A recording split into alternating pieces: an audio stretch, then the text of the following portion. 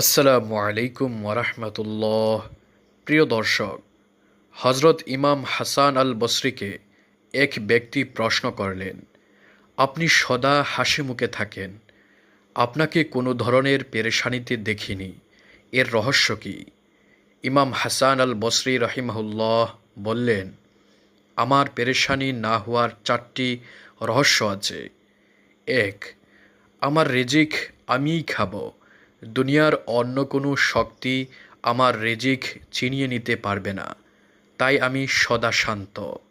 2, আমার ইবাদত আমাকেই করতে হবে, অন্য কেউ করে দিবে না, তাই আমি সদা ইবাদতে মশগুল থাকি, কাজেই আমার আত্মা শান্ত।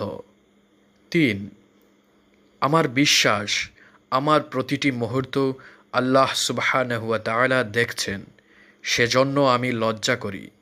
যদি আমি গুনাহ করি তবে কেমন করে আমি আমার প্রভুর সামনে দাঁড়াবো, তাই আমি পেরেশানি মুক্ত। 4, এবং আমি বিশ্বাস করি আমার মৃত্যু যে কোনো সময় আসতে পারে, তাই আমি সর্বদাই মৃত্যুর প্রস্তুতি নিয়ে থাকি, তাই আমার আত্মা প্রশান্ত। হে আল্লাহ, আপনি আমাদেরকে এই আমলগুলো করার তৌফিক দান করুন। আমিন।